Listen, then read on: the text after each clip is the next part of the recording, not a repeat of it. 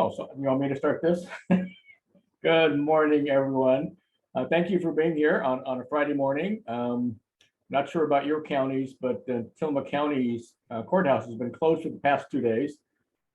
City of Tillamook itself got over 10 inches of snow. Yeah, it's just amazing. And snow didn't go away yesterday. It froze last night. So everything is just a sheet of ice around Tillamook County. It's just so appreciate everyone's flexibility. I know we were planning on trying to meet in person today in Salem, but roads are just treacherous. I was watching the news again this morning in Portland, and things are not happy on the roads there yet. So I think this virtual option is going to work out pretty well for us. So I appreciate everyone's attendance. I'll make another announcement here, and I'll make it several times during the meeting. But if you are a commissioner, especially if you are a commissioner in a trust county, please raise your hand and we'll make sure that you get upgraded to a panelist so that we can see everyone on the screen. So let's go through some quick introductions, and I'm just going to go across on my screen as I see them. And so it's not in any particular order. Brandon, you're up first on my screen. Thank you, Chair Yamamoto. Brandon Persinger with the Association of Oregon Counties and the Council of Forest Trustland Counties. Thank you, sir. And Michael Wilson. Good morning, everyone. Michael Wilson, State Forest Division Chief for ODF. And I see here, sorry to interrupt the introductions. So I've renamed Commissioner Willie Samantha in the panelist thing. I don't see that we can promote him. There is an allow to talk option though. So I'll just go ahead and push that. And then it looks like it did the same thing in the room. Okay, thank you. I see him on there. Thank you. Commissioner Banks. Commissioner Banks, Clatsop County, CFTLC Liaison Representative. You and Ron. Good morning, everyone. Ron Zilli, serve as the Deputy Division Chief for State Forests. Thank you. Mike Buffo. Mike Buffo, Senior Forest Economist, based in Bruce and Girard. You. Sheriff Harrington. Good morning. This is Catherine Harrington. I'm the elected chair of the Washington County Board of Commissioners. My colleague, Jerry Willie, is our liaison to the CFTLC district that we're in. Sorry, I can't remember the number. And Margaret Magruder is our rep. Thank you. Thank you. Margaret, you're next. Good morning from Columbia County, where the roads are clear from Clatskanie to St. Helens. And we hardly have any snow out around our river area at the courthouse. So I am a Columbia County Commissioner and member of the CFLTC board. Did I get those letters right?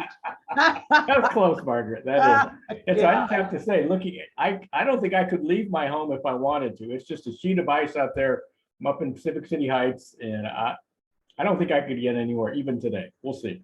Well, you're welcome to come to Columbia County where the sun is shining and the roads are clear.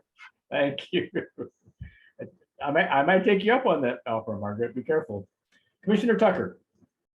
So Commissioner Will Tucker from Lynn County, representing Lincoln, Benton, Polk, Marion counties on FTL. Great memory. State Forester Mukamoto.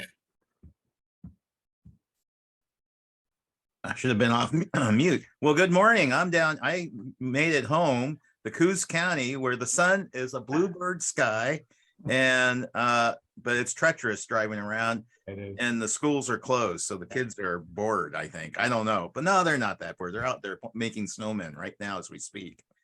So welcome. Oh, I'm state forester. I'm sure the kids in Coos County, like in Tillamook County, are having a great time. Oh yeah, the dog is out there kind of prancing around saying, what is this white stuff? So anyway. There you go. Perfect. Board of Forestry Chair Kelly. Good morning. Since we're all reporting on weather, Grant County, beautiful sunshine here. Essentially no snow. a bit chilly this morning, 11 degrees. Ooh, that's And chilly. the cows are waiting for me to feed them and warming up in the sunshine. There you go. And Jim, thanks so much for being here today. Appreciate that very much. Oh, you bet. Commissioner Shaw. Yes, good morning from Clackamas County, 25 degrees, 5 inches of snow. I'm your liaison to the CFTLC. Glad to be here. Thank you for being here. Commissioner Miller. Good morning, everyone. Good to be here, new county commissioner. Grateful to have power and internet. But yes, we are making it through all of this in Lincoln County. And I believe I am your new liaison for the Lincoln County Commissioners. So good to be here. Thanks, everyone. Thank you for being here. And Commissioner Willie, can you unmute?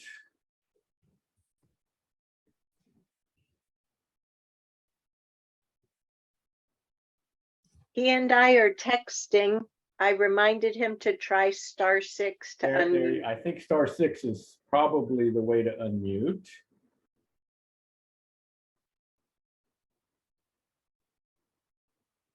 I bet it's not working. So I'll try. Commissioner Jerry Willie is the elected district for commissioner. His district includes Hillsborough, Cornelius, Forest Grove, and a vast majority, but not all, of our rural land that includes farmland as well as timberland. And as such, we have asked him to serve as our liaison to the CFTLC region that we're part of with Columbia and Clatsop counties. Yep, he said it didn't work. Sorry. So hopefully I've done a decent enough job of introducing you, Commissioner Willie. And he and I talk a lot about forestry. And while, well, I'll say something during public comment that will come to light on this. Thank you. Thank you, Chair Harrington, for that. And we do have a former commissioner, Casey Kula. Casey. Oh my gosh, should I provide my public comment now, Chair? Or should I just say hi? No, I don't think we've asked for public comment yet. Just like Okay. you to introduce yourself. Perfect. I'm Casey Kula. I'm a former Yamhill County Commissioner. I'm a farmer and I'm serving right now as State Forest Policy Coordinator for Oregon Wild. It's great to be with all of you. Thank you, Casey. Okay, I think that is it. Let me make one announcement again. So if we have any commissioners in the audience and you would like to join us as a presenter, please raise your hand and we will make sure that you get upgraded to presenter in the meeting. So with that, Michael, I think we'll turn it back over to you. All right. Thank you, Commissioner Yamamoto. So we've done the introductions and the next thing on the agenda in order is public comment, followed by comments from the Board of Forestry Chair and State Forester. So if you'd like to proceed with the public comments now, we have Casey Kula in the room. And then if anyone else is in the attendee list that was planning on offering public comment, raise your hand. And before we go to that, I see Commissioner Harrington has her hand raised. And so Chair Harrington, I will just say at these FTLAC meetings, when we were always in person, every commission, whether you're a voting member or whatever, commissioners are always welcome and always able to make comments at any time during the meeting. I just want to point that out to you. Yes, yes. And actually, I had planned on hoofing it down to Salem to join you in the room as a rare occurrence versus on Zoom. But I would just like to share some comments with you during public comment if I might. Absolutely. Just for purposes of the agenda, that's all. Okay, and so I don't see anybody else that has raised their hand with the exception of Commissioner Harrington, Commissioner Tucker. I do see Commissioner Tucker. Okay, perfect. So Chair, I'd like to have, if I could, a couple minutes to talk about adaptive management And I'll try to leave it to less than 2 to 3 minutes. Thank you, sir. Okay, with no other hands raised in the attendee list, I guess we can proceed with the public comment if you like. Okay. And should we begin with Casey? Sure. Great. Chair, am I good? Yep. All right. I always want to make sure that the chair, not just Mike Wilson. So sorry, Division Chief. Well, it's good to be with you today. And I just wanted to note that you know what I'm doing now, you know what I was doing, and I've been following both the State Forest HCP and your own county budgets pretty closely. And I just wanted you all to know that I'm here to help you find solutions that really make forests as healthy as they can be, and also make sure that your whole county budgets are whole, and both your communities as well. Commissioner Bangs speaks very eloquently to this every month or every time I see you on a meeting. And I just wanted to note that it is really important for a lot of people for there to be thriving local communities, because we all have the heart for it too. And with that, thank you for the opportunity. It's good to see all of you.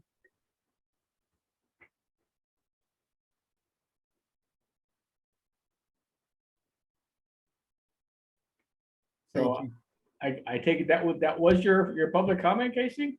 Perfect. Chair, I'm just here to be with you and to let you know that I'm always available to talk about how to make things work for everybody. Thank you. Thank you. So, Michael, are you doing this or am I doing this? Well, we can do it either way. So I guess we can just move on here. And yes, Commissioner Harrington. Thank you. For the record, Chair Catherine Harrington of the Washington County Board of Commissioners.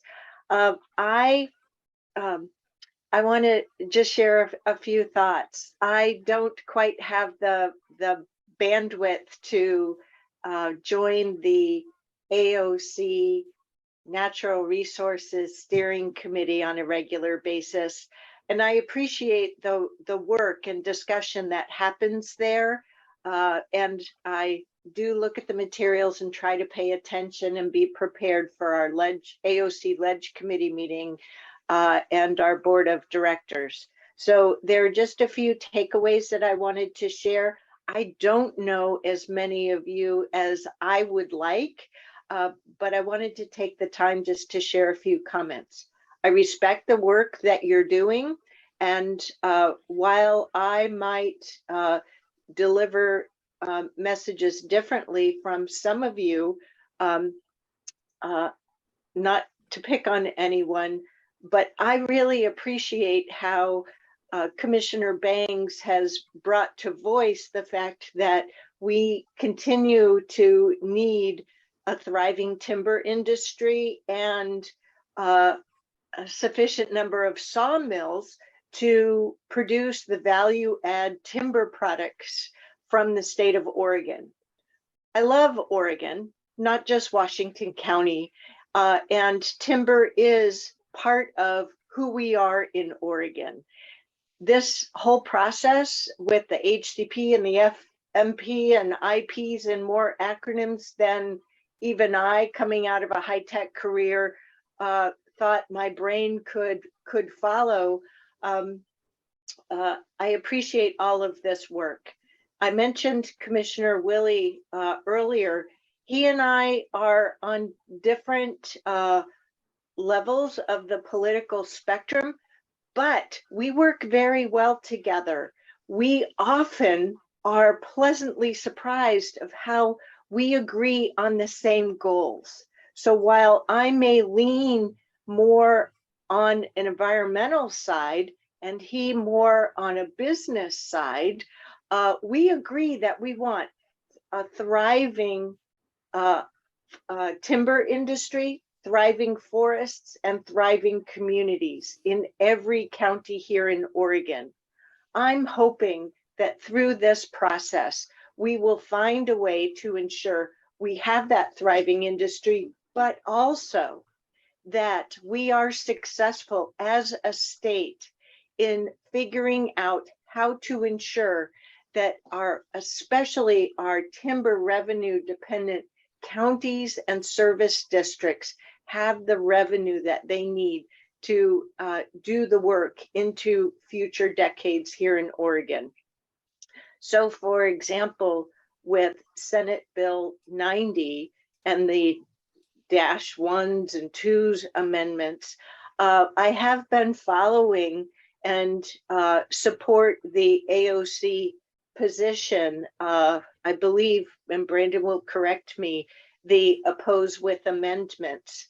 In my heart, I want us to support that bill and ensure that counties are part of that task force, because I agree that we need solutions for our timber dependent counties. And Washington County itself, while there is funds, an appreciable significant set of funds that are distributed to the taxing districts of Washington County, we as a county government get a much smaller allocation of that, which is a much smaller percentage of our general fund compared to the rest or many of you in CFTLC. So I just wanted to share that a little bit more about myself to ensure that you know that I respect you and appreciate the work that you're doing, that Commissioner Willie and I especially continue to talk and do work. For example, when he was on a plane flying home from the NACO conference last week, I was still in DC and dialed into the OBF meeting, just like many of you. So between the two of us, we're having healthy Washington County Commission discussions and try to be good participants in CFTLC and through AOC. Keep up the great work. We're a great state here in Oregon. Thank you. Chair Harrington, thank you so much for that message. That's terrific. It's you know, we are all in this together. Again, if you've seen one Oregon county, you've seen one Oregon county. We're all different, but we all have constituents that we care for. So thank you so much for that message. Appreciate it very much. Thank you. And I believe Commissioner Tucker wanted to offer some comments.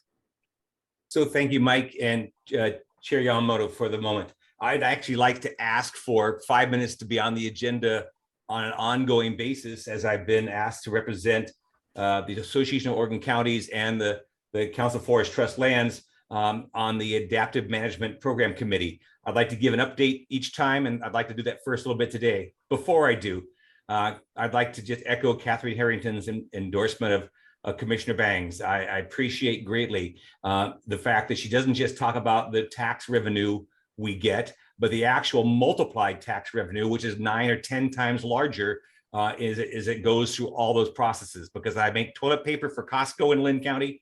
We make chips for Traeger, the pellets for Traeger. We do more. We produce a lot of things. So it's many times the number that is just the revenue that I receive for myself and the other taxing districts. So the Adaptive Management Program Committee was set forth as part of the solution coming out of the world of the new forest accord, the private forest accord that was signed. And its purpose is to create and provide science-based recommendations for the Board of Forestry's consideration.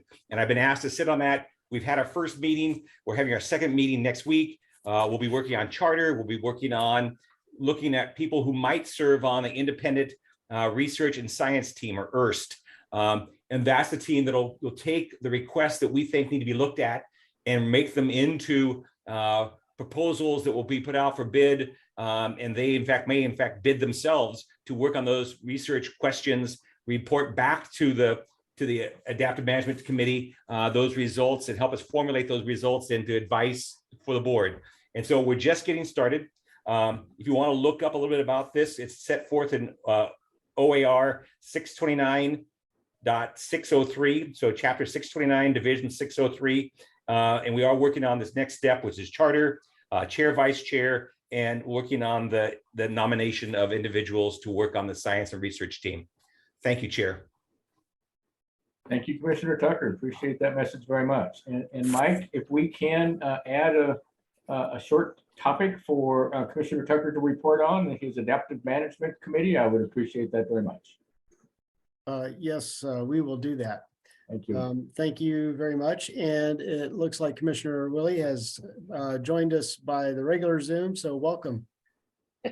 Thank you very much. It was, I had to go find the right Zoom link, I guess. I don't know, maybe I'm technologically challenged, but I'm glad to be here. So thanks for waiting for me. And Chair Harrington, I heard your comments and certainly support that. Thank you very much for doing that. Thank you both. Appreciate it very much. One more shout out. Anyone else have any public comment? So Michael, we'll turn it back over to you. Okay, and thank you. And I think it's on to Chair Kelly and State Forester Mikamoto. Okay, I did not have any prepared comments. I'd like to just express my appreciation for the spirit of the comments from Chair Harrington and from Casey Kula and everything I've been hearing so far. Because we are obviously all coming off of what was a very divisive and difficult special board meeting for the Board of Forestry. And I know that many of you are disappointed with the decision we made at that time. And I'll just reaffirm what I said then, which is we need to be in a position where we have better information, much better information, before we make a final decision. No final decision has been made. And, we're going to be in a process here over the next 6 months. There'll be several different steps where we get that needed information. So again, I ask for all of your patience and in the spirit of what's been said this morning, everyone continuing to work in a collaborative process and trusting that that we will try to get through this in the very best way we can. Thank you all. Thank you, Mr. Chair. Okay, well, am I up, Chair? Perfect. Okay, Cal, please. for the record, I'm Cal Mukamoto and I'm State Forester and Director of Oregon Department of Forestry. We are really busy right now trying to get ready for the Ways and Means presentation on our budget next week. And it's amazing. I think I have a slide deck for 3 days of actually 2 days of testimony and then public testimony for the third day next week. We have like 168 slides, I noticed, and yeah, I laugh at it, but it's all important. It really will grab you, and you know, if you can come, we'd sure like to see you, and it'd be great. We've had, like Chair Kelly has mentioned, we've had some divisive meetings where people are split on their opinions and around the HCP. So I thought today's meeting with the FTLAC is pretty important with the topics we're going to be discussing. To remind people that we're on a pathway still, and some key upcoming milestones for the Forest Management Plan will be in June 2023. We'll have a draft Forest Management Plan and projected outcomes that we can share for public feedback. September, Board of Forestry will provide input on the draft Forest Management Plan and projected outcomes. And then in January, the Board of Forestry will decide whether to move to a final draft Forest Management Plan in administrative rule. Concerning the HCP, the June and July 2023, the federal services will finalize an environmental impact statement and biological opinions. And if the HCP submitted meets their standards, they will issue an incidental take permit. And finally, a really important meeting will be September 2023, where the Board of Forestry will decide whether to direct ODF to implement the HCP and associated incidental take permits. So today's topic is really important. Ron Zilli, who works in our state forest, I'm sure many of you know him. He's really very competent individual. I've always respected him, and I like his ability to present these types of technical information. But I think he'll be talking about IP revisions and the process to establish them. which is important on our transition from our current management plan to the HCP. And then he'll describe the model sessions for the or model scenarios, not model sessions, model scenario. I'm thinking about the legislative session. So this is like on my mind right now for the draft FMP. So with that, I'll hand it back to Mike and we can get on with the discussion. Thank you, Cal. Michael. All right, thank you. It doesn't look like there's anything else on that part of the agenda. So with that, I would like to introduce, Ron Zilli again. He is our State Forest Deputy Division Chief, and he's going to be presenting, as Cal just said, first the IP revisions and the process that we use to establish those, and then a description of the model scenarios that will be running for the draft forest management plan. So I'll just go ahead and hand it over to Ron.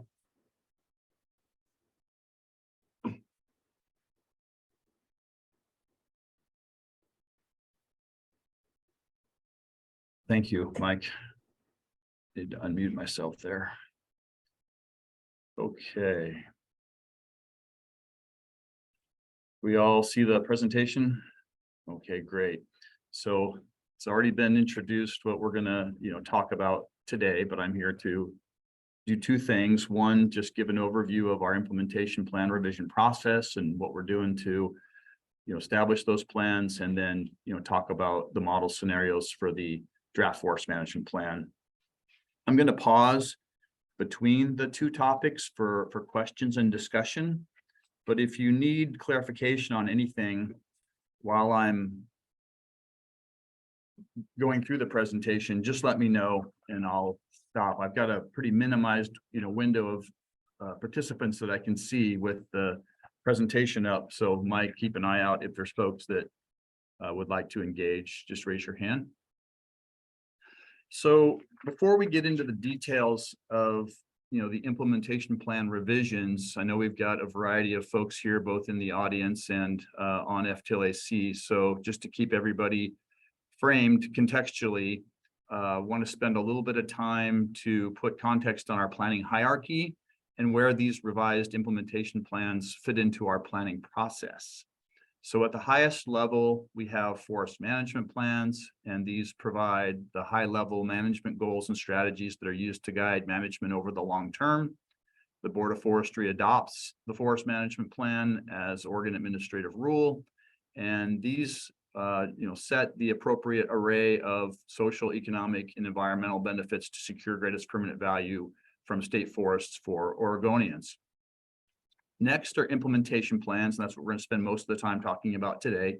These plans are developed for each administrative district where we have state forests that are managed through different field district offices, and are mid-range plans that describe the current condition of the forest resources, types, and general intentions for plant management activities over the implementation plan period, and set objectives and targets that are aligned with the forest management plan goals and strategies.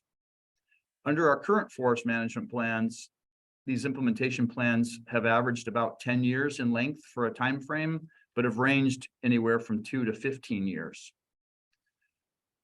Moving down to the next level, we have our annual operation plans, and these plans are also developed at each administrative district and detail the specific management activities for a fiscal year, which go from July 1 through June 30th annually, and describe how these operations and forest projects align with the implementation plan objectives. So Cal did a great job kind of summarizing this already, so I won't dwell on it too long, but working through the Habitat Conservation Plan NEPA process and hoping to have that wrapped up this summer. Going to bring that draft forest management plan to the board in September, and expecting to complete this process, potentially for rulemaking in early 2024. And we've got the new implementation plans that we're going to be talking about here today are going to be, covering fiscal years 2024 and 2025. So beginning July 1 of 2023 is when that fiscal year 2024 starts. And then we're gonna, finalize and approve new implementation plans for the subsequent forest management plan, hopefully in the winter of 2025, and then tear down with implementation of those new implementation plans for the new forest management plan for 2026.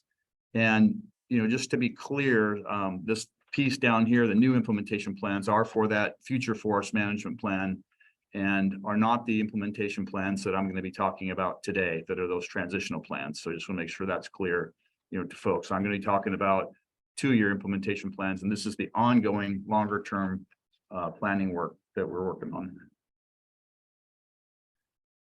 So the current why are we doing this? Why are we revising our implementation plans? So the current implementation plans we have for many districts are going to be expiring in June of 2023. So we would have normally been updating them anyway. And in this particular instance, we need to update them to take into a variety of considerations. We need to continue to implement the current forest management plan goals and strategies, as well as give consideration to the draft habitat conservation plan. In order to cover this period in the timeline expected for having incidental take permits available to be considered by the board for direction to have us implement them, we need to be planning for that now for next fiscal year. So that's what these implementation plans are intending to do, is sort of meld those policy layers together. And it is complicated. We have to honor and implement the current forest management plan while simultaneously establishing a planning framework that has our hierarchical legal sufficiency that we need to conduct core business going forward into next fiscal year, that would also be able to honor the habitat conservation requirements. So Ron, can I ask a question here, please? Yeah, absolutely. So can you back up a couple of slides for me? You tell me where. Yeah, so I know you've got new implementation plans in development 24-25. Finalize them in the winter of 25. And I know there's a possibility, because of the way the Board of Forestry voted, that you may make some changes to the HCP. That's a possibility. We can't deny that fact. At that point in time, or even today, isn't it possible just to extend the current implementation plan? That is administratively possible, yes. We wouldn't, in order to do that though, it wouldn't provide us the flexibility we need to implement the HCP should it progress on the timeline that is currently known. I agree. That's why I mentioned the fact that there certainly could be changes in the near future to the HCP. Yeah, but that's on the spectrum of administratively possible possibilities. That is something that could be done. Okay, thank you for that. We would now, again, in the why we're doing this, most of the plans were expiring in June of 2023 anyway. So although they could be extended, we would typically look at updating our harvesting analysis. So that would be just a different frame in which the current draft IPs that are out for public comment have been considered, because we did make those considerations. So if there was an option that was ever considered to just sort of extend them, we'd still have to go back and think about, updating them with the best information we have available. Understand, but you have to understand, when we first heard about the proposed implementation plans, we were told they were going to be 2-year plans, but you mentioned at that time that there was an option that you certainly could extend the proposed implementation plans into a 3rd or 4th year. So that's what brought that all to mind to me. Yeah, and okay, so maybe I'm just to make sure I'm clear, Commissioner Yamamoto. Yeah, so these implementation plans that are scheduled for 2 years, they could be extended a little longer as well. Yeah, so that's definitely possible. Perfect, thank you. Yeah. Commissioner Bangs, you have a question? kind of along the lines of the direction you're going, Commissioner Yamamoto, in regards to extending our current implementation plans, because as we've all recognized that the implementation plans that you shared with the public, that's not, I mean, that's an immediate fiscal cliff for my county and for all of my taxing districts. And so I would agree with Commissioner Yamamoto on the option of extending at least until you have a Board of Forestry decision in regards to this HCP. Now, I recognize that the IPs that you've stated are only for 2 years, but you wrote these IPs under the Habitat Conservation Plan model. And so that plan has not been approved by the board. It's still in debate. And so I agree. I propose that instead of approving something that has such a dramatic impact on my county immediately, it's not, you know, in a couple of years, it's an immediate dramatic impact, that you would extend your current implementation plan for at least until you have a decision from the Board of Forestry. And going forward with this IP without a decision from the Board of Forestry in regards to the HCP, I feel like you're kind of ripping the decision out of the Board of Forestry's hands in approval of policies. And so it's just concerning to me, I think. And I don't know. I just would really appreciate a little bit of a pause on these IPs, extend our current IPs, and then let's just wait on what the board has to say. Because, I mean, as Commissioner Yamamoto stated, it's this decision is, it could go either way. It could go either way in 6 months. Okay, was there any other hands up? I could continue, you know, to get through the presentation and see what discussion that yields for the whole topic. Commissioner Yamamoto, if you're speaking, you're muted. Sorry, I do see that Mike Buffalo has his hand up, please. Go ahead, Mike. Thanks, Commissioner. Ron, I just want to ask a question about the, you know, kind of following up on what Commissioner Banks just said there, and this line here about the need to align the implementation plans to account for HCP requirements. I'm wondering if that, does that result in sales that are, or I guess sales, timber harvests that are sold prior to the HCP being approved will be compliant with the HCP. So is this in effect bringing the HCP rules into effect prior to approval from the board?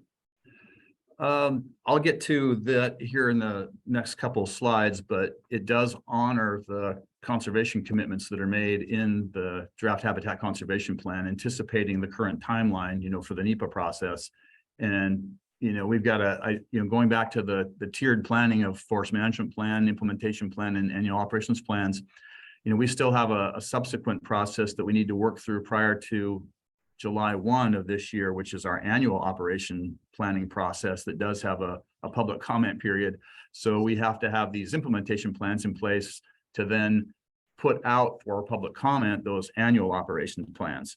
So they tier off of each other, and you have to have the middle tier completed in order to have the lower tier align with that middle hierarchy of planning. So I'm going to do generally, yes, we are implementing those conservation strategies. I'm going to go through that here now. So I'll just press because it gets to exactly what you're talking about. What are we doing, right? What stays the same and what changes? So I've talked about, you know, we're implementing the current forest management requirements. So the current forest management plans for Northwest and Southwest Oregon are based on structure-based management.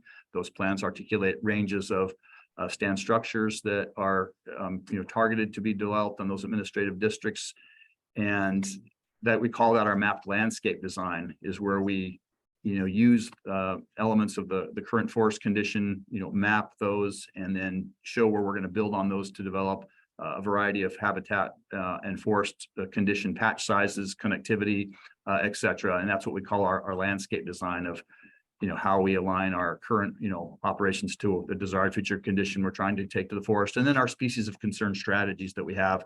And the larger ones are our terrestrial anchor sites and aquatic anchor sites.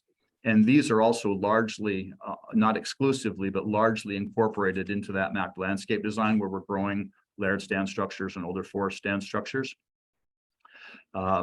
Continuing on with threatened and endangered species surveys into the future until we have an incidental take permit, we have to continue to have compliance for take avoidance. So we're continuing on with our surveys for northern spotted owls and marbled murrelets, as well as honoring the owl sites across the landscape and marbled murrelet occupied stands and sites that we have. And then we are incorporating the draft HCP requirements for the habitat conservation areas and riparian conservation areas, as well as beginning portions of the monitoring and reporting. This system of monitoring and reporting we have to get started on. It's going to be a phased in process over the next few years, but we do need to begin that with our fiscal 24 annual operations plans. So that's how we're lining that up to do what you just asked about, Mike. And then other things we're doing in these implementation plans of note are our formatting consistency. So with our State Forest Division reorganization we implemented back in 2019, we developed a consolidated planning team, and previous to that, these implementation plans were actually drafted at the individual administrative district level, and now they're all being done by the planning and coordination team. So they're being formatted and branded more or less for consistency. So they'll all, look the same, have similar voice, all the tables and everything will be the same. So they're real easy to read as sort of an enterprise type document there. Using new information on the forest condition, updating that information, making updates to the forest land management classification system. That's actually part of the planning rule set that we have for state forests. And it is a method of describing different management emphasis of a parcel of state forest land. And, to the extent that each parcel of land could be managed for a variety of forest resource goals. So there's information contained in those implementation plans about that. And then we did make some minor landscape design adjustments about, where we're trying to grow those current forests into that desired future condition under the current forest management plan goals. They're very insignificant in scale though. So the landscape designs largely remain the same in these revised implementation plans. And then we've done modeling, and this modeling, is about these IPs. We're going to get as a separate conversation, talking about how we're going to model the future forest management plan, implementing the HCP for that information we're going to be bringing to the board in September. But this is about how we derive the harvest levels for these current implementation plans that are out for public comment right now. So we used a spatial model called Patchworks, and we used goals for harvesting the sustainable and predictable supply of timber that comes off state forest using what we call an even flow goal driven approach there, where it can in perpetuity harvest at this level over time without having any significant increase or decrease over time. And then we've updated our forest inventory information, what we call harvest depletions, where we've logged in different areas and changed the forest condition, identified different spatial requirements for new operationally limited areas that have been determined in the forest. And then what is in this model that we did for the HCP is we modeled the current forest management plan strategies for just 5 years. So this is a long-term model that looks out 150 years and solves that equation for that highest non-declining even flow that we can derive from the forests. It has constraints and goals within the model. So for the first 5 years, and that's a model period, it's just how we break that down for administrative purposes. For 5 years, it has to honor all of the current forest management plan strategies. And then after that, it transitions to just complying with the habitat conservation plan rules that we have. So it doesn't have dual constraints for the whole model period. It only has dual constraints for the first 5 years. And then the remainder of the solution period was solving for an outcome that was based on just the HCP requirements. Ron, if we can ask Commissioner Banks has a question. Oh, sure. Yeah, absolutely. So those models that you ran were basically for 150 years, correct? Yes. Okay, and so the IPs are only for 2 years, but through that 150-year modeling, you did not foresee those IPs ever achieving the 225 million board feet that was originally projected. Is that correct? That is correct. Okay.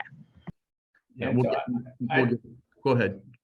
I have a follow-up question to that. So I know we were talking earlier, and I know you probably ran IP modeling for probably 100 years, maybe 150 years. And it's my understanding that those modeling numbers for the IP did not increase over time. They were pretty flat. Is it possible for us to get a copy of that modeling to see how your IP performs over a 100-year period? Yeah, everything we have is available that we've done. It's all publicly available. And I appreciate that, but I think this is the second time I've asked for that also. So if I could see those, I would appreciate it. Sure. And yeah, so the model doesn't change over time, but that's goal driven to try and get to that highest level of harvest that could be sustained over time to demonstrate sustainability, you know, both in the long term as well as the near term with this. Granted, these are only a couple of year plans, but we just run that out so that it demonstrates that long-term sustainability that's there. And so it basically demonstrated our ceiling for our current IPs that you provided to the public, demonstrates our current ceiling for what is achievable in our forest, basically. Correct? Yeah, yes, under that scenario of even flow, correct. Yes. And we'll get to those outcomes here in just a couple slides. So we're almost there. Mike, did you have a question, Buffalo? I can wait. It's okay. Okay, no worries. So other pieces of this, just to note, you know, we're continuing to work on, you know, our volume. We went through a process of, you know, doing everything we could to update our inventory, and then ran a model solution that was reviewed by our field experts. And based on that, you know, review from them and comparing some actual harvest cutout data and on the ground conditions, there were some adjustments that were made. Adjusting growth in the growth model that drives our harvest scheduler, this patchwork model. We use a forest vegetative simulator, which is a model, and it's typical for different land managers to have to make their own, you know, calibrations to that to fit their forest conditions. So that was done here using some input from our field experts. And then we only have, you know, some of the districts needed to have some special adjustments made, and those were, you know, North Cascade, Tillamook, and Southwest units that were, you know, based on some other additional information that was needed to be considered there, where the harvests were seemingly either too high, or we had stands that were impacted by the fires in 2020 in North Cascade District, and we haven't had a complete stand level inventory to get those all up to date yet, as well as some other different growing conditions on lower sites in Southwest Oregon. So this is what resulted from that. So now that we've talked about the process, these are the outcomes that we got for these IP models. And a couple things to note, you know, while you're looking at this table, is that the proposed harvest levels are lower than what we have been operating on in previous years across all the districts except for Tillamook District, which stays roughly the same and has some potential for increase. It represents a range of roughly 19 to 20% reduction of total volume across all the districts. And then the second item to note here is that we're proposing volume target ranges as compared to a singular target, which is in our current IPs. And what these ranges do is allow us some human determined opportunity to look for areas to operate within the habitat conservation areas that the model didn't pursue for the goals that it was given. You know, it's a tool. There's some very discrete considerations to be made when implementing the HCP strategies relative to developing habitat within the habitat conservation areas. And that model just didn't exercise all of the allowable acres that are within the draft HCP. So we've provided a range of volume at the districts to look for opportunities within those habitat conservation areas for operations that are aligned with those goals. So that's how we get to that range. The low end of it summed up that 165 million board feet was the answer for the sustainable non-declining even flow. And then the upper end of the range, that 182.5, allows for both operations within HCA's, as well as knowing you're not going to get exactly on those volumes.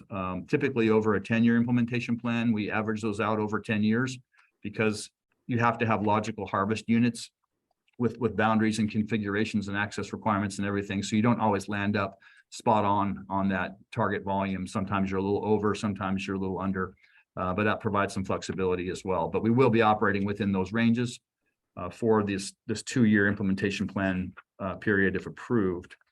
And then where we're at in the process is they're out for public comment, and that period ends March 6th. We're going to summarize the comment themes and responses in March, and then we'll be presenting to the state forester for review and approval in early April of those plans. State forester does approve the implementation plans, and then we'll be moving on after those are approved to developing our fiscal year 2024 annual operations plans, which are already drafted, but we need to, prior to having them available for public review, they need to be linked to these objectives that are within this draft revised implementation plans. So I'll pause there for questions, and I'll go ahead and take down the presentation for now so we can see each other as we have a conversation if there's questions. Commissioner Banks. I have an ask. In the beginning of the presentation, and we outlined the timeline for the new FMP that you guys are writing. My ask is that the IP new IP modeling that comes out is remodeled with the new FMP, so that when the Board of Forestry needs to make a decision come September, that they have an entire picture and not little tiny pieces and parts of a picture in order to make this decision. Because my assumption is when we add in the FMP, it's going to further reduce the IP modeling numbers for my community. And then a point of clarification is that volume does not equate revenues, especially in my county. Our HCA's that you have placed within our forests are higher quality wood, and it's basically left us with our abundant lower quality wood. And so fiscally speaking, though those IPs are projecting extremely low for my community, and again, I'll use the phrase gut punch or throat punch. I prefer throat punch because it's a little bit more aggressive. That it's going to be even higher of a fiscal impact. It's going to be even worse than is projected. And so I just wanted that point of clarification in there before moving forward. But yes, let's circle back to my ask. Can we make sure that we have the FMP worked into the new IP modeling for the Board of Forestry come September before they make their decision on the HCP? Yeah, Commissioner Banks, what we're going to do after I heard your question clearly, and I'm going to talk a little bit about what we're going to be bringing to the board in September next. About model scenarios that does, I think, kind of get at what you're getting to. So this is not the information that the board will be shown, as the outcomes ranges for what could be envisioned under alternatives for implementing the new forest management plan with the HCP. So we'll talk about that here in just a couple of minutes. Mr. Buffalo. Thanks, Commissioner. Thanks, Ron. I had a couple of questions about kind of the policy background and also going back to the relationship between the IP and the AOP. Is the primary relationship there harvest level, or is there more to it than that? Yeah, thank you for that. And I meant to talk a little bit about that. So it certainly is much broader than harvesting. The implementation plans do set what we call an annual harvest objective for that implementation plan period, but they also cover the full range of forest activities that we conduct, from young stand management to recreation, education, interpretation, land management and access, stream enhancement, other, ecological investments and environmental investments we might be making. So yes, they articulate and cover that full range of things that would occur in implementing a broader forest management plan to achieve the goals and strategies of the forest management plan. And is there, historically, have the the AOPs and in fact actual harvest level met the IP levels, or has there been a difference? Over the IP period, they've been very, very close to those targets. They vary annually more, but over whatever an implementation plan period is, we track that closely. And then if we're running over, getting ahead, we'll back off a little bit in the annual operations plans. And likewise, if we're falling behind, we'll increase in a subsequent annual operations plan to balance that out over that 10 years as an average. And we've come really close, high 90s% on where we've landed on those. Okay, two other questions here, but one about just the even flow. You mentioned you modeled this with even flow, and part of that was to show long-term sustainability. And I actually wonder, do you have a policy on long-term sustainability? The policies are set forth in the administrative rule for greatest permanent value, and we're to achieve a range of outcomes from state forests, and one of those is a sustainable and predictable supply of timber. So that's how it's articulated in the greatest permanent value planning rule that's there, as well as how we're to do other things for properly functioning aquatic habitat systems, soils, clean air, water, etc., and all those goals that are within that planning rule then translate into the goals and strategies into these that we achieve through the implementation plans, because the forest management plan is basically that vehicle that just translates the GPV planning rule into action on a given portion of the state forest landscape there. But that's how it's articulated relative to sustainability. It's just a sustainable and predictable flow of timber. And we have done that historically since we've been implementing these more modern forest management plans since 2001. That's how we've done that, is a non-declining even flow for sustainable and predictable. But just along those lines, and I'm wondering, because that rule hasn't changed since the EIS came out. So I'm wondering about the choice to model this as an even flow versus to model the EIS as a departure scenario. Yeah. And kind of what the policy, what's the policy background for that choice? Yeah, so I mean, we have flexibility in how we do that. And we're going to talk about that next in like this range of alternatives.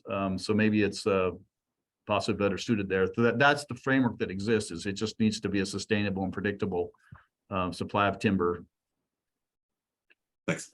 And if I can add one more Yeah, thing please. onto that, when Ron was talking about balancing it out over the term of an IP with the annual variation that we experience, we do that based on our sold volume. That's an important thing, and the amount that we offer for sale based on our best cruise estimate at that time. And I just bring that up because, sometimes we overrun in addition to the sold volume, and that gets, quite a bit of attention in some circles. But, the fact is, as you well know, Mike, that's going to vary with specific cutout and how the logs are, divvied up and so forth, along with cruise error and just other things that are part of the picture. But anyway, I just want to make that clear. We adjust based on sold volume.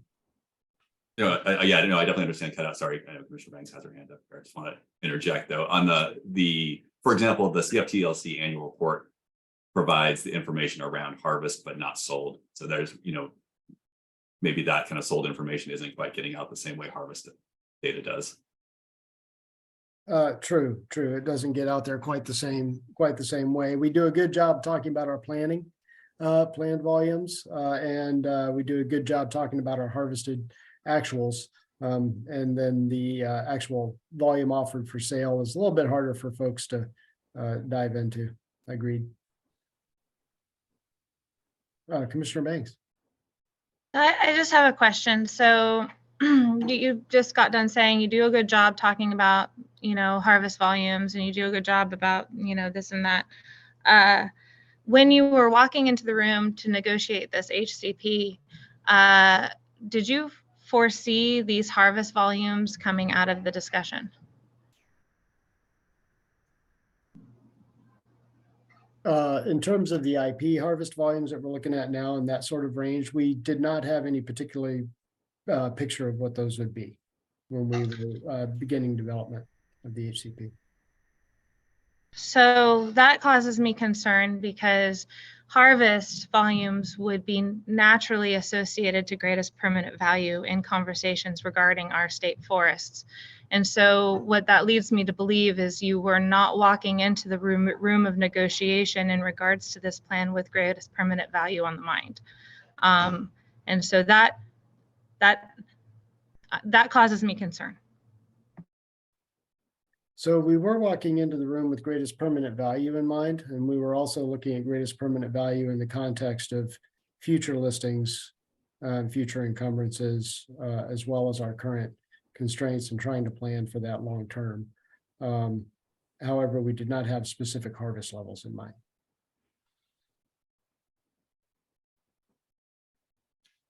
Any other questions before we ask the department to move on? Great, Ron, I think we're going to turn it back over to you, and you have another presentation for us. Yeah, just a couple of slides here to talk about where we're headed next. So, we've got work in process to further refine our modeling efforts for looking at alternatives to implement, the HCP with a new forest management plan. Our inventory work, we are getting some support from Mason, Bruce, and Gerard to help calibrate our growth model. And that's work that we're doing right now, actively in progress, and that's being helpful to us. We're also working to identify opportunities to use elements of what we call our enhanced forest inventory. So we're using some new elements of some additional plot data that we've invested in to supplement what's called the FIA, or Forest Inventory and Analysis plot system, that the USDA Forest Service uses and shares that information, makes available to land managers. We've added some additional plots to help what we call densify that to get better information. We've also got some information, some from LiDAR inventory we're trying to transition to, and using the elements that we think we can to help out with this next round of modeling. So we're going to be using our best available information. Also improving some of the elements of the model functioning about how it relates to what we call young stand management prescriptions on, what the future stands are that are planted in there, and different alternatives for it to grow future stands in the model, and then fix some of the issues that we have with the current model, related to their technical matters about how it's harvesting within the draft habitat conservation areas. Not necessarily achieving what is possible in policy, but trying to calibrate the model a little better to emulate that a little closer, looking at how the model's choosing different thinning ages, and then building some models at different scales for flow of volume. Typically, we've done those at just the district administrative scale for our actual plan implementation. The work that was done for the policy modeling for the habitat conservation plan used a different spatial scale for volume flow, and we're going to emulate some of those alternatives as well for consideration with this new forest management plan. And here are the scenarios that we're going to be looking at running currently. We're doing the best we can with the time we have, so we can't model everything out there. We just simply don't have the resources or capacity to do that. So we're looking at 4 main scenarios that we're going to be running, and those scenarios are to maximize volume as a goal. The second one is to have a little bit longer rotation, so it's an extended rotation model that maximizes volume while achieving an older rotation age. Having even flow, both in those scenarios. And then the third one would be a net present value even flow, where it's maximizing really cash flow from the forest. And then the last one is what we would call a net present value departure that does maximize cash flow and revenue, but does that in a way that departs from even flow. And that was just sort of like the goals and scenarios, but to walk through how we would do those. So all of the models, the first 3 would be done at both scales is our intention, if we have the time to do that, where we would model the individual district level models for maximizing volume with even flow, extending the rotation, but having even flow, and then a net present value, which would really result in somewhat younger rotation ages with an even flow, and doing those at that scale of the administrative district as well as geo regions, which was done with the policy modeling for the habitat conservation plan to show some comparison of different ways that volume can be derived from the forest over time. And then the last one would be the net present value with that departure, where you could harvest more in the beginning and reforest those areas in the model with younger vigorously growing stands, and then continue to harvest more volume later during the planting term. So that's kind of the high level overview of where we're headed with the modeling. So I'm going to stop for questions, and I can leave this up if people want to talk about that when they're asking questions, or just go back to looking at each other. So I'm seeing Commissioner Banks nod her head. She'd like to keep this up for a minute. We can leave this up. Commissioner Banks. So I'm looking at the number 4 scenario, and it's not going to be modeled by district, and I'm curious as to why. Right. So this is intended to be an approximate comparison to the comparative analysis for the HCP proposed action. So it's what's different from that work and what we're doing with updated information in a different model, right? That used a linear programming model. This is a harvest scheduler. That's a different type of a model. And in order to draw some comparison on how is this potential implementation of a forest management plan different from what was presented in the policy modeling, this would provide some approximation of how that difference is compared. Okay. I guess I looked at it a little bit simpler, just because, when I look at our age growth models for the Clatsop Forest, I've seen, from previous age growth models in regards to the HCP that, our HCAs are taking up the majority of our 80 to 90-year-old trees. And given the fact that come June 1st, you guys are going to have to be operating under the HCP no matter what, because of the draft EIS promise that we won't have a departure available to us. And even if we did, as a county, I don't think that we would want it, because then it would create an even larger fiscal cliff for us than what we are already facing. Mr. Buffo. Thanks, Commissioner. Ron, could you describe the departure? I mean, what exactly that means relative to even flow? Is this like a percentage change, or kind of how are you defining departure in this context? Sure. So last time when we did it under the comparative analysis runs, I think we had to be within 10% of whatever that non-declining volume was. So we varied in any given model period, either 10% below or 10% above. We haven't set the exact parameters for this yet, but it just allows for, depending on your forest condition, some volume to be metered out in different flow periods, where you could potentially harvest more timber earlier on in the implementation of the forest management plan and provide some level of transition, in revenue for, counties and the agency, and volume supply as well of timber for industry. Or you could, have it still be within a range there, so it's not completely, a feast or famine, where you take it all in the first several decades and then there's a big dip for many decades. So we're working on what the actual parameters of the departure will be, but that's the essence of it. Chair Kelly. Yeah, I've got a question for our county representatives. I'm thinking about, so let's just make the assumption right now that as we get better information, that the reduction in harvest levels is not as significant as what we're seeing today, but that there's still reductions, and so it still would end up being a situation where the counties would have reduced income, and we're in a situation that the board is likely to approve the HCP.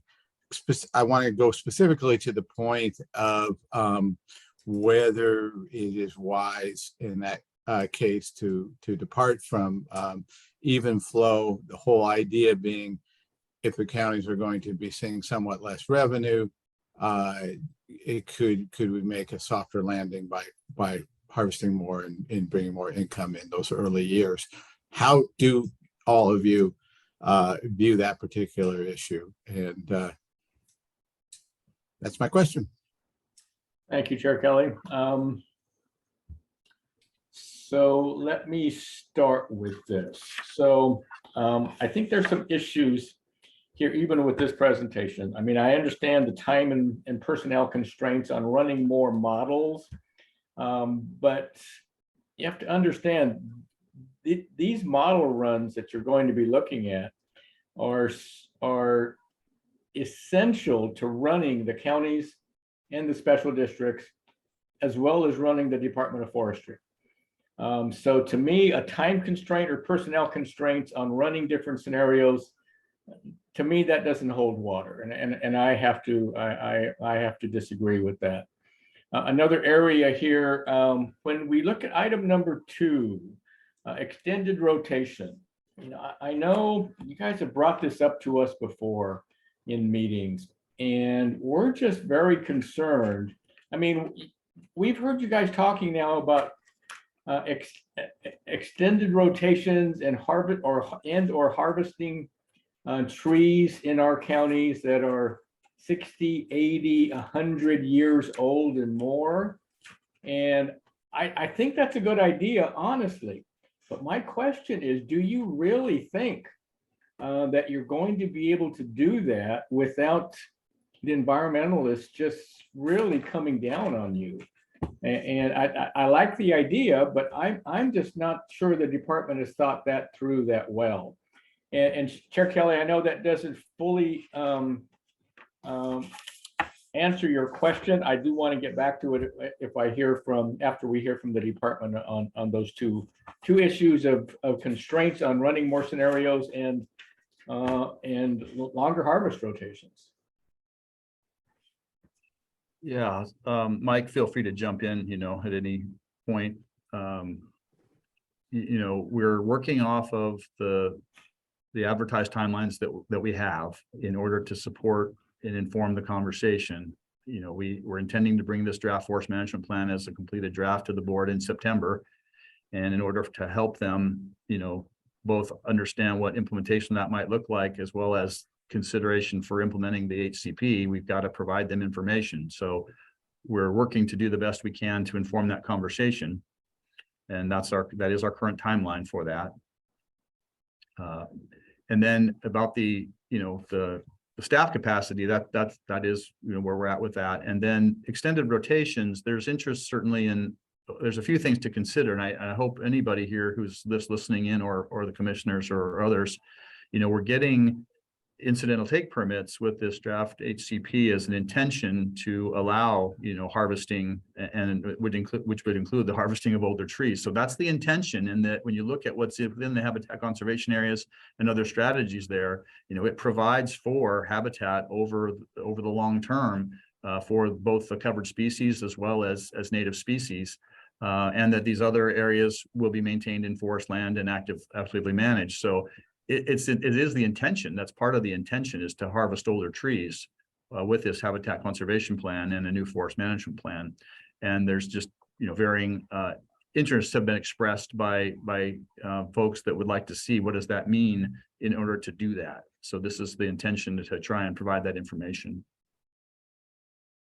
Yeah, thanks, Ron. I will pile. I think you covered it all, but in terms of actually being able to harvest those trees, that's a very good question. And there's always the political pressure that folks will bring. Some folks are going to, of course, come from, I guess, just to oversimplify it, perhaps an anti-harvest sort of perspective. In terms of our business certainty around being able to do that, however, we're really, those older trees, I mean, that's a big part of the reason for the HCP, is then you have the coverage to be able to do that. And so the legal nexus that we usually end up in on these things has to do with adverse effects to habitat, in somebody's opinion. And that's the the crux of their case that they'll bring against us.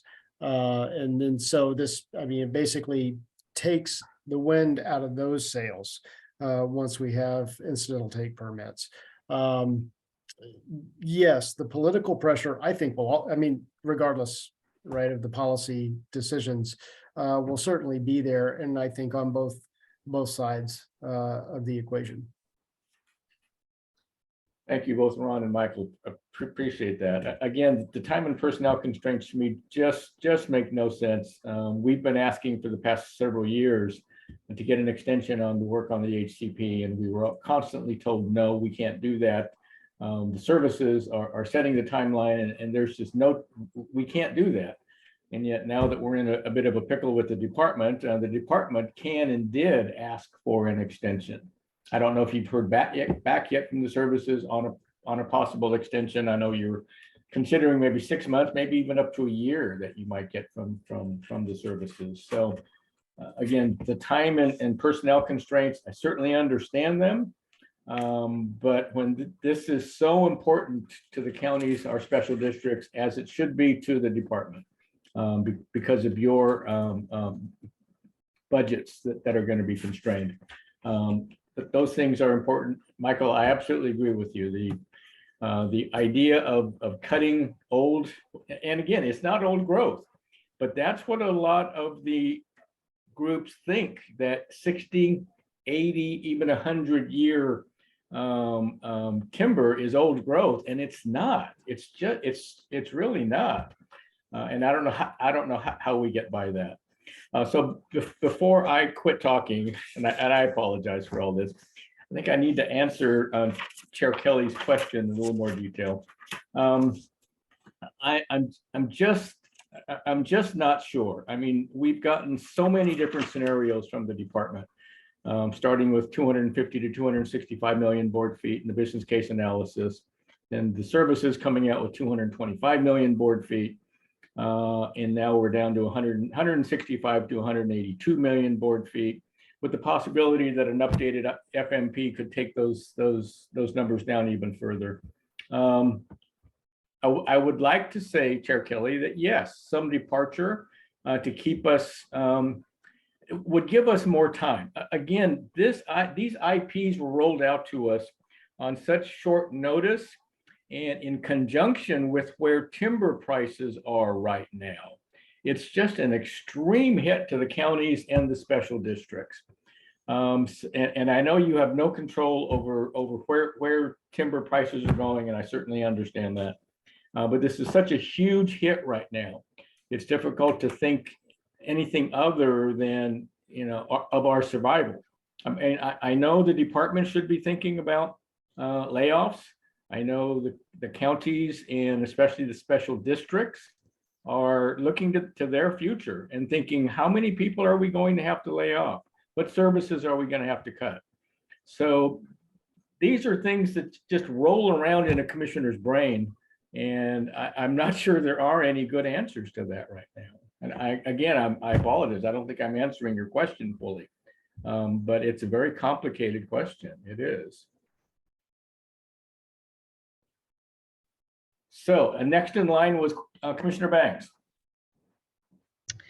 I'll cede to Commissioner Harrington, and then I'll come in after. Thank you. Chair Harrington. Yes, thank you.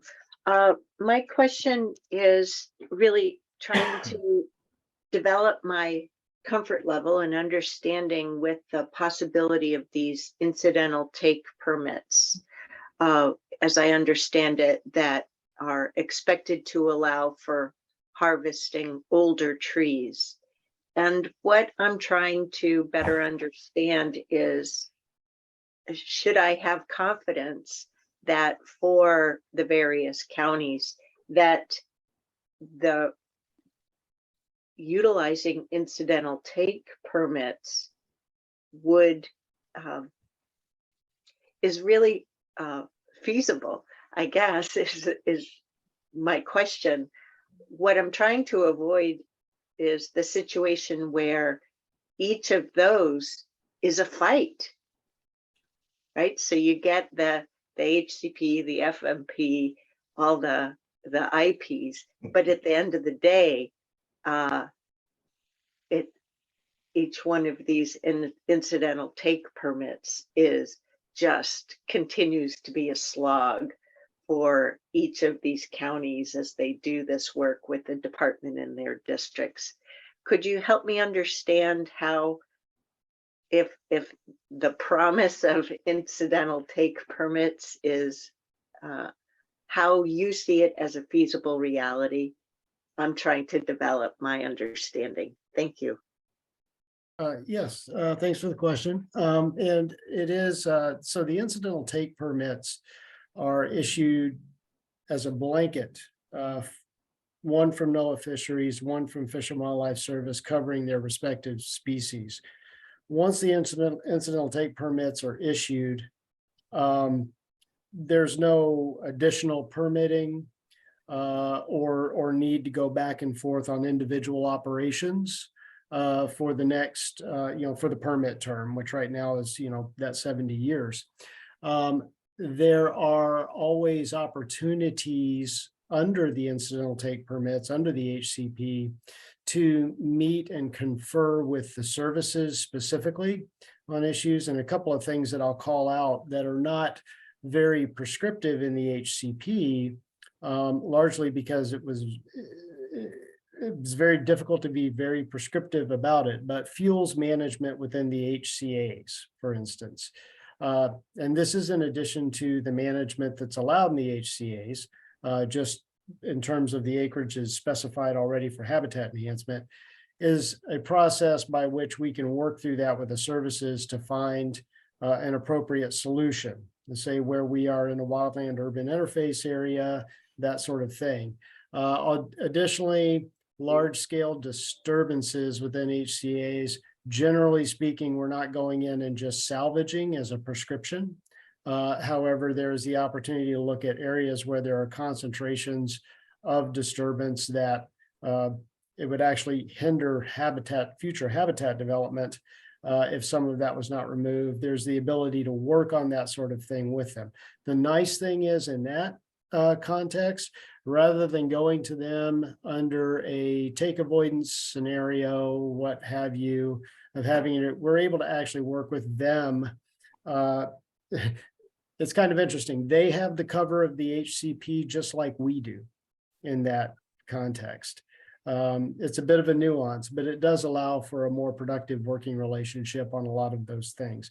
But back to your original question, once the ITPs are issued, there's no operation by operation permitting process. So we have that assurance to be able to do our business. Thank you. Commissioner Banks.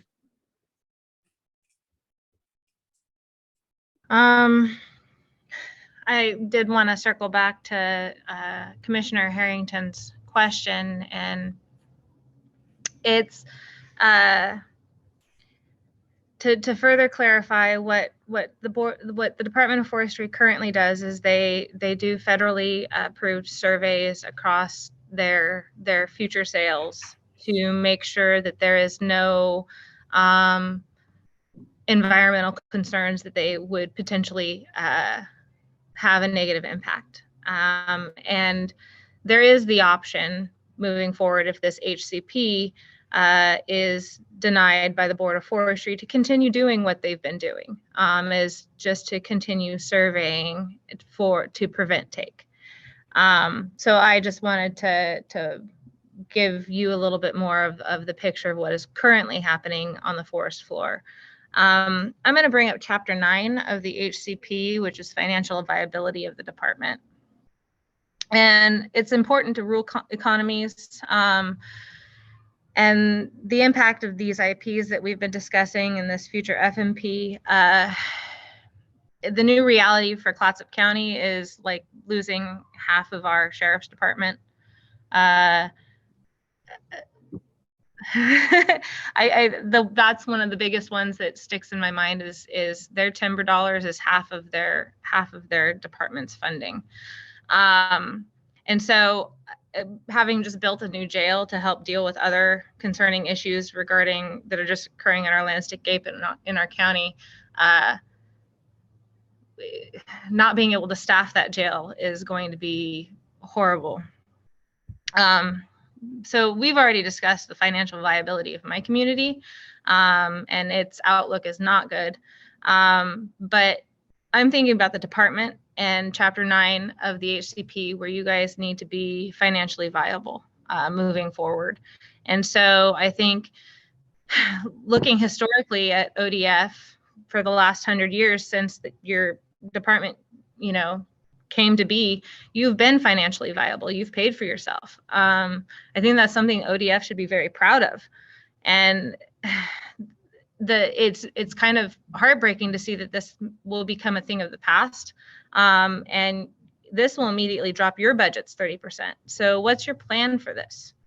Are you planning on cutting services? Are you planning on cutting things that, would probably create quite a public outcry, services to communities, and like what's going to be affected for you guys?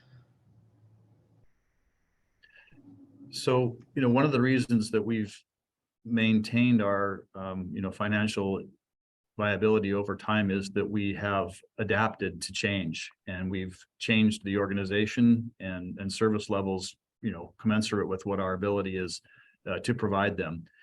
So, looking ahead, we don't know exactly what the numbers would be to implement a new forest management plan with the HCP, but, using these IP numbers as a transition phase, over time, we're going to, have to have a somewhat different workforce. So we're going through a workload analysis, getting some help from a consultant as well, really trying to make sure that we're understanding all the requirements of the HCP, and then, working with our field staffs to develop, a really coherent model of what we think the overall long-term costs are going to be as this all comes together, and then our organization will transition to that over time.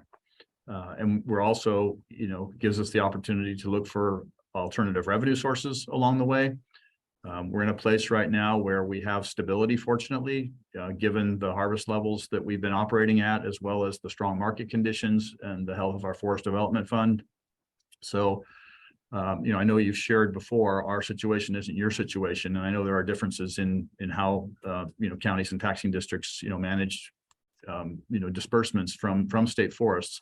But as far as the state forest's financial viability goes, it's a continuum of morphing the organization and service levels based on our ability to provide them and meet the goals and objectives of whatever plans we're implementing to secure greatest permanent value from the forest. But we do have to, there's a full suite of options out there, from continuing to change the organization and seek out additional revenue sources. And Mike, if you've got anything to add, feel free. No, I think you covered it real well, Ron. And I think sometimes people get, a bit nervous when we talk about alternative revenue sources. But just because we have not had a tremendous amount of success, specifically around our recreation, education, and interpretation POPs in the past, I do foresee that we will continue to put forward POPs. It is a source of pride, I suppose, yes, that we pay for ourselves without having to use general fund dollars for the management of state forests. However, that's a department decision to do that. The Forest Development Fund has to be used for the management of the lands and the protection of the lands.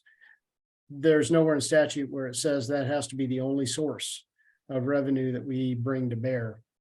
And there will be a number, and we shouldn't just limit the conversation to general fund dollars. There's also, federal grants and other things that we don't necessarily, we do pursue now, that we could put more effort into. But anyway, diversifying funding is fairly important. But one thing I would say about always paying for ourselves in the past, it hasn't come without a price. We have definitely made specific staff reduction decisions, obviously out of necessity, and also specific management decisions out of necessity. For a good part of the last decade, we specifically pursued a high net revenue sales out there on the landscape in order to try to bolster the FDF and bring it back up from the Great Recession. And we were successful in that. However, that hasn't come without its own share of, trade-offs, if you will. So the solution's not an easy one. Everything Ron said, our process that we're going through, and he's leading that, I have every confidence that he's going to do a great job there, and we're going to figure out the organization that we need, and that will allow us to be strategic in how we can support that organization moving forward.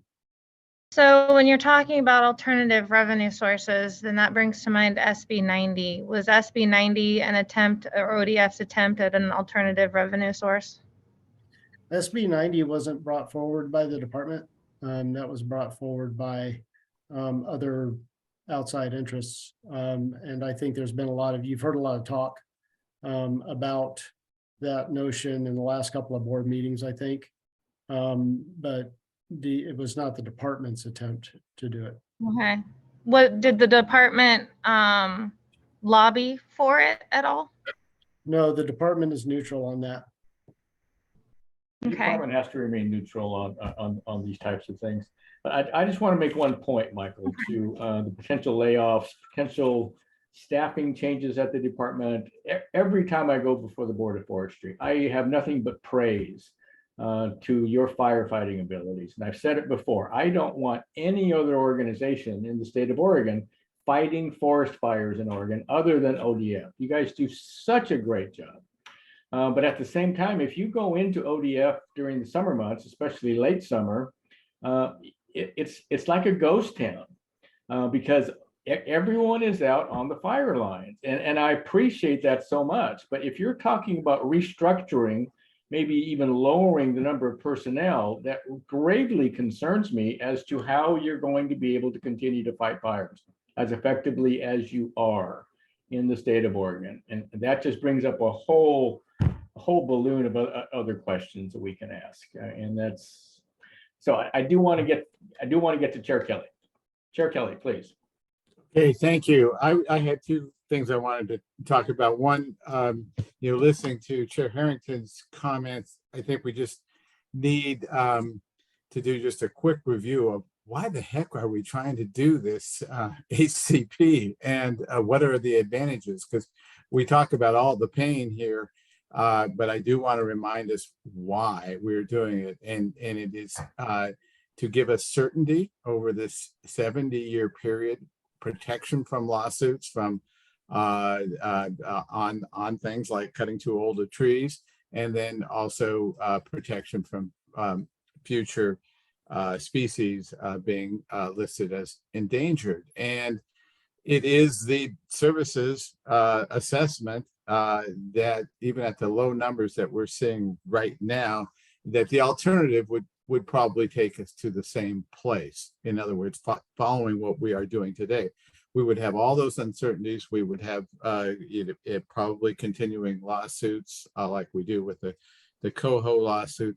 So there are a whole lot of reasons why this HCP could be a good thing, and I hope we can get there and do what we can here to have limit the damage. The other thing I just want to say, Commissioner Yamamoto, I'm not so worried about the risk on lawsuits around cutting older trees. I think that is a concern out of the timber wars, but I think it's more of a dated concern. I think most of the environmental organizations that we hear from are a little more sophisticated and don't just have the, don't cut any tree over a certain age in any forest. Yes, there are a few voices out there that are like that, but I think they're in the minority. We're hearing a lot more from people who are who want to see forests managed somewhat differently with longer rotations and various other protections, but few who just say, had those more simplistic views.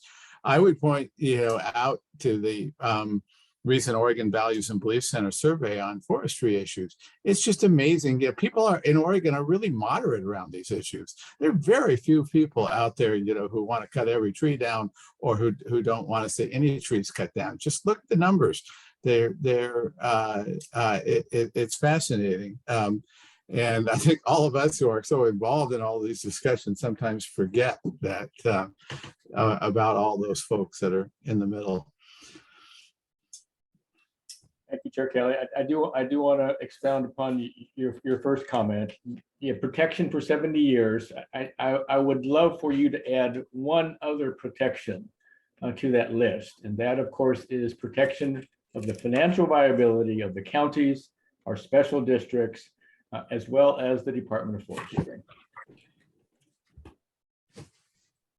Commissioner Banks. I'll admit to a tongue-in-cheek moment when you mentioned the Coho lawsuit and certainty, and I would certainly trade certainty right now for that 73 million board feet that we've been currently getting with all of the drama of lawsuits for my district, just because operationally speaking, those 73 million board feet is a much better projection for us as a community than the future projections under these new IPs. And then just to make note that no HCP is without controversy and without future lawsuits. It's just not possible. Look at our Washington neighbors, the DNR. They face lawsuits. We will face lawsuits no matter if we have an HCP or not. Or I should say not we, you will face lawsuits no matter if we have an HCP or not.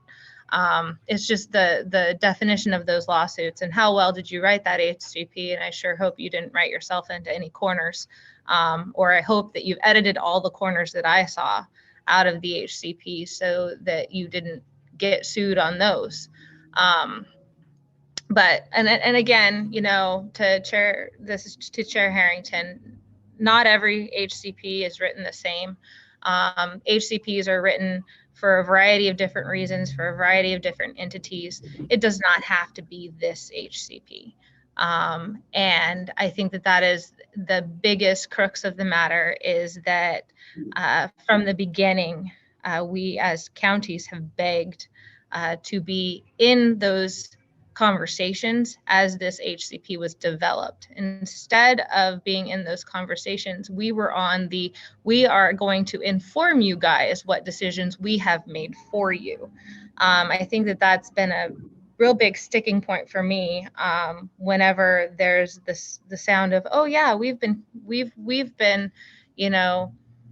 at the table as counties. I think there was even news articles that alluded to the fact that the counties had abundant opportunities to communicate, and we haven't. We've had abundant opportunities to listen to the decisions that have been made for us without our input. So sorry for that. Circling back though to an ask that I have moving forward to the next Board of Forestry meeting and their next update. A couple of your board members brought forth some concerns, and one of those concerns was the adaptive management tool within the HCP. And so what my hope or what my ask is that that you fully define how that adaptive management tool is going to be allowed to work. I don't know if that means bringing services in to have the discussion with services and ask services those questions. I'm sure CFTLC would love to invite services in and have us ask those questions to fully define the picture of what that adaptive management tool will equal, especially since it doesn't appear Board of Forestry is going to have time with their abundant agendas and schedules. But to circle back to that, that adaptive management tool, I feel like the decision for some board members is hinged upon that. And I feel like that we need to fully define, is that actually even possible to use? Because I'll circle back to board member Agpoa's comments regarding her experience in the Northwest Forest Plan, and that had broad and varied goals, but adaptive management wasn't something that was available.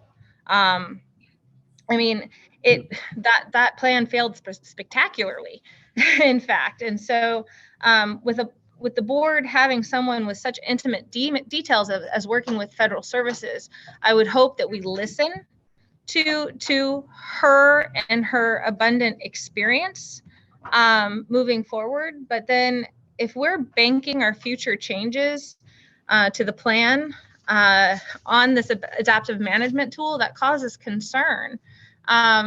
So I'm just curious, like, do you guys even know how that adaptive tool will potentially be able to be used, or do you already know that it's not able to be used in the manner that your board member was alluding to? And I guess if you could give me some feedback, that would be great. So there's two different, two different buckets there. One is adaptive management without any changes really to the HCP, to the core of the HCP. And those are finer points and probably don't result in a major change. I think the key question there is, probably hinges on the HCA management. And right now the current caps in it, and perhaps changing those over time as the efficacy of the habitat treatments is determined. And that would be actual adaptive management where we have monitoring, we have data to show things are going great, and let's do more of that. The other bucket, which is more along the lines of when you're running into constraints that you can't deal with, are amendments. And amending an HCP, they are amended for various reasons. I would say most of the time HCPs are actually amended to add a species that was not previously, it wasn't originally in the mix. That's my guess. Obviously I don't have eyes on all HCPs, but the amendment process does allow for substantive changes in the HCP. It comes with its own EIS process and all of that when you do it. However, while you're doing it, you still have your current incidental take permits. So you're able to continue that while you look at other options. It is a form of adaptive management, but it's not necessarily triggered by, the same monitoring criteria that are outlined in the HCP.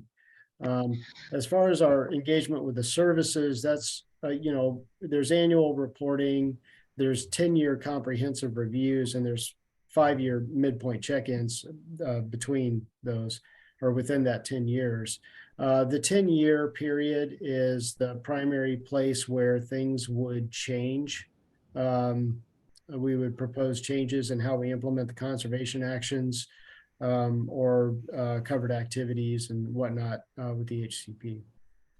So basically what you're saying is at the end of the day, even with the adaptive management tool, there is no foreseeable increase in harvest levels of future IPs for communities under this HCP. Is that correct?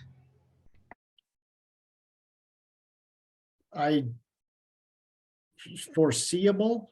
No. Is there the potential for that? Yes. Do I foresee the specific circumstances where that happens? No, I don't. Okay. I guess when you talk about working within the HCAs and everything, from how the original plan read, that basically would be once. You'd be able to go in and have some sort of management. Maybe it's thinning once. I guess my concern is when you discuss, being able to work within these HCAs, you allude to the fact that it's more than what it actually is. That more is allowed inside those HCAs than what actually is. And so I don't know. So thank you for foreseeable that there is not, our IPs will not foreseeably change under using any adaptive management tool. I appreciate your response. Ron, I do see that you unmuted. Did you have a comment to make during all this?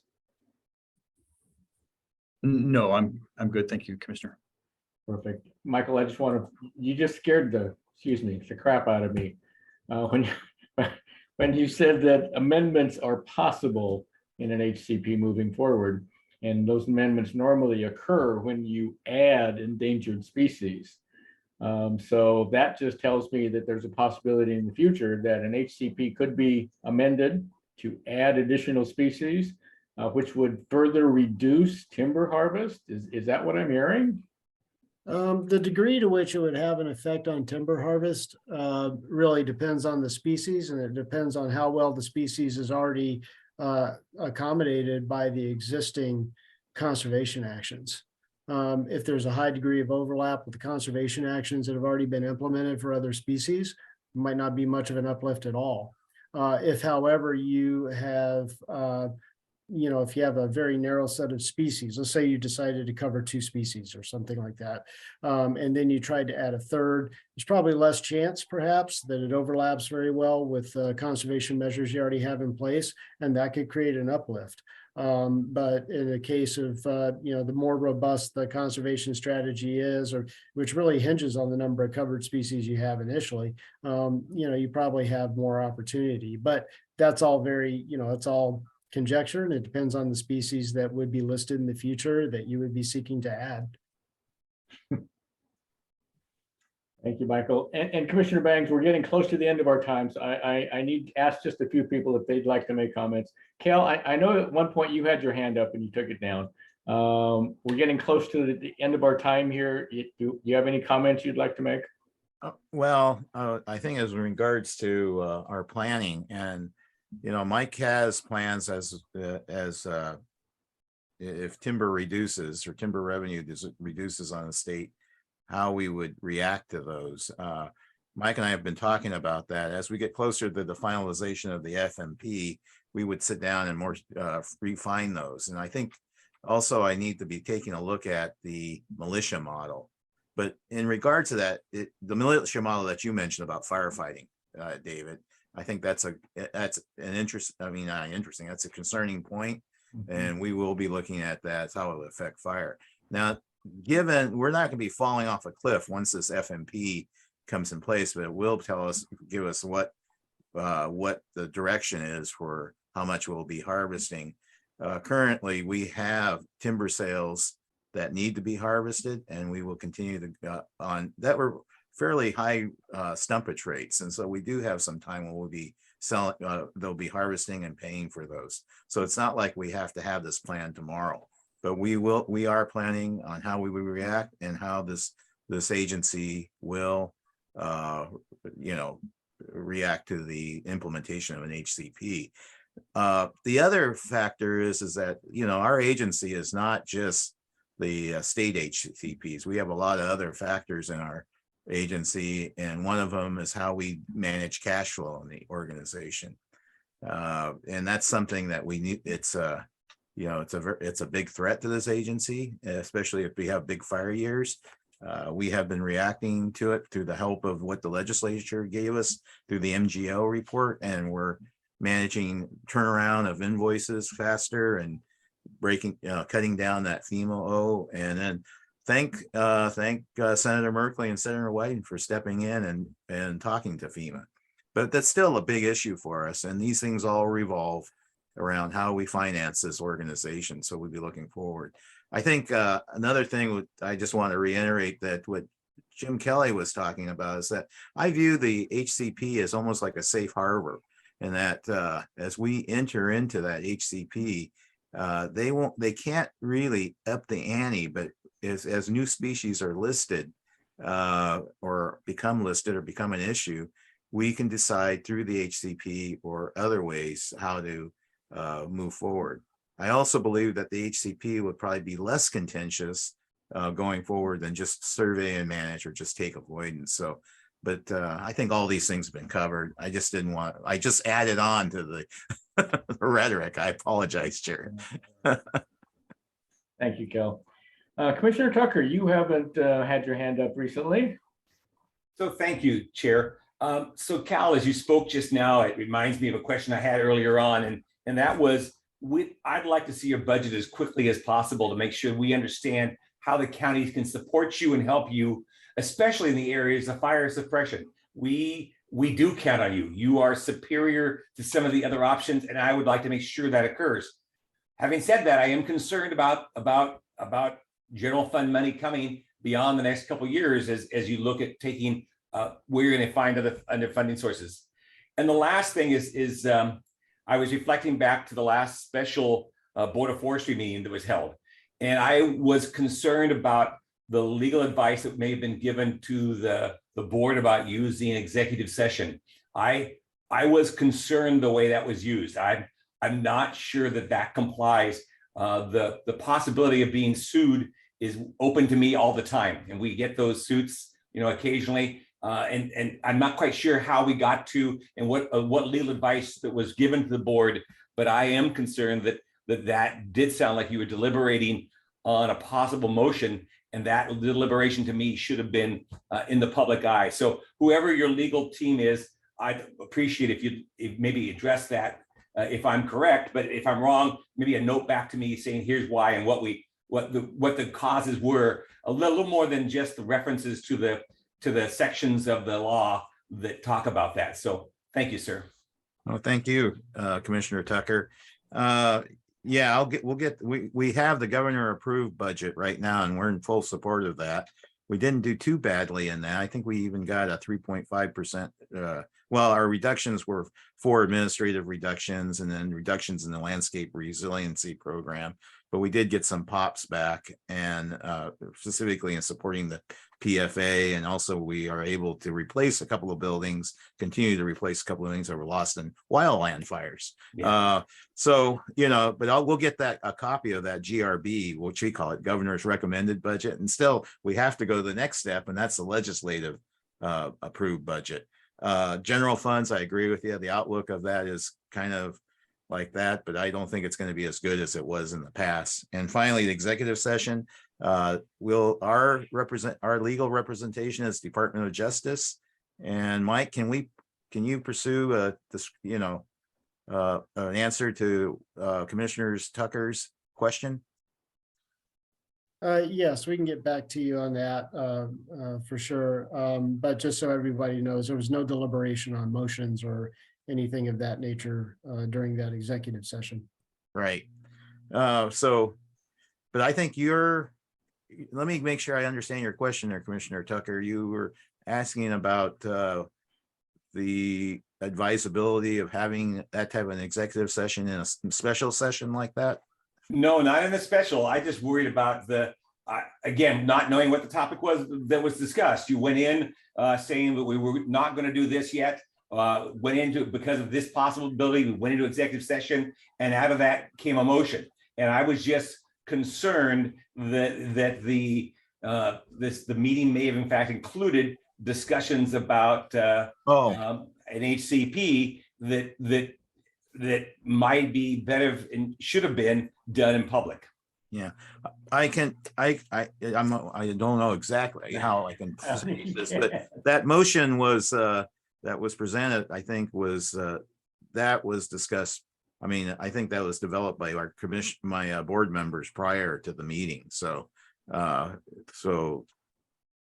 it wasn't deliberated and devised in that executive session. Okay. That answers, that's what I can say. Thank you, Cal. Okay. Chair Kelly, we'd love to give you any closing comments that you'd like to make. I got to get out of here on time and go feed some cows. That's my closing comments. I'm sure your cows are well taken care of, Jim. Thank you so much for that.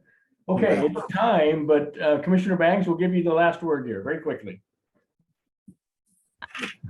It should be not too painless or too painful, not too painless. I apologize. Is it possible to bring up the table from your last slide?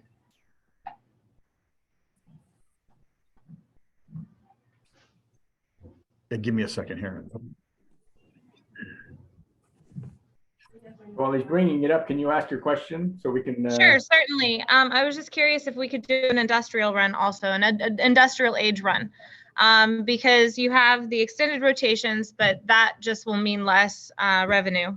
And so I was just curious if you could add in an industrial age run and see what happens.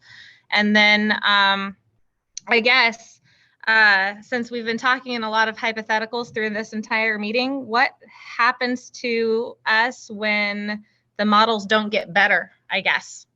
Do we have an answer for that?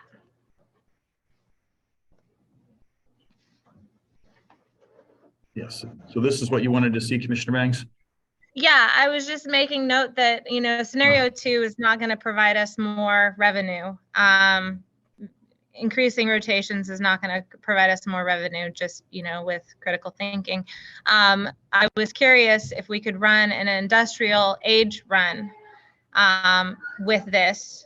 And you don't have to answer me now, obviously. But then my last question is, since we've been talking in hypotheticals this entire meeting, what happens when the models don't improve? Yeah. So back to your first question, this run number 3, the net present value with even flow will emulate, for a public land manager, a younger rotation age, so that will be a proxy for that. And then go ahead, Mike. Yeah, if I can add on to that, actually, number 4 will as well, perhaps even more so. As an industrial landowner, you'd be looking to liquidate older stands and get them on that earlier rotation sooner. So number 4 should provide a fairly good window into that, as well as number 3 to some extent, although there's the even flow governor on that. In terms of the hypothetical question, I think, when these numbers come out, then that is something for the Board of Forestry to consider and how they want to move. And I think that was a pretty clear message from the board. Sorry, Jim, I shouldn't speak for you, but what I heard was that the board was very interested in seeing what the FMP HCP long-term outcomes would be, so that they could better make decisions on that. Absolutely, Mike. Absolutely. So stay tuned. Thank you, everyone. One other person I should have asked, Mike Buffalo. Mike, do you have any other closing comments or questions? Thanks, Commissioner. Just real quick on just departure and expectations here. Is it correct to say that, so we discussed today, there's new information coming into the model. We didn't discuss whether or not that could be higher, would results are higher or lower levels. We kind of are looking at departure. I don't know if the department wants any, input or from the public or the counties on that departure scenario and how that should look. It seems like a recasting of the interpretation of the sustainability aspect of greatest permanent value. So I wonder if there's any need for input in there. And then is it the case that we won't see any outcomes from this modeling until June? So yeah, the modeling won't be done until June, and expect late June on that. Yes, we welcome input on various aspects of departure. We know that we're going to be doing that scenario. Ron can correct me if I'm wrong, and I don't want to put staff in a bad position in terms of how many things they have to build into a model in terms of rules and objectives. But we certainly welcome input on that if there's some specifics. Otherwise, I think we'd be letting a model do what a model does with a net present value objective and a departure allowed and that sort of thing, and that would sort of create sort of a bookend, if you will. Is that correct, Ron? Am I being okay? Yeah. Okay. Happy to hear what you've got as a recommendation or consideration, and we'll see how we can incorporate that. Thanks. Okay, with that, I think we're at the end of our time. I want to thank everyone for being here today. It was a great discussion. It really was. We need to keep our heads down and really try to work towards a resolution that's going to try to make everyone happy. Right now, I just need to tell everyone that the counties and the special districts are very concerned. We are. And the whole conversation we've had today doesn't include one very important aspect, probably the most important aspect. It's not all about timber revenue. It's about jobs. It's about the family wage, fully benefited jobs that we have in our communities. And no one's talking about that except us. So that's something that we need to keep in mind. It's extremely important because that's revenue, those are paychecks that get spent in our counties again and again and again and again. So just wanted to mention that. Thank you everyone for being here. Be safe on the roads if you're driving. I'm not. But have a great weekend, everyone, and we'll see everyone later. Thank you so much. Thank you.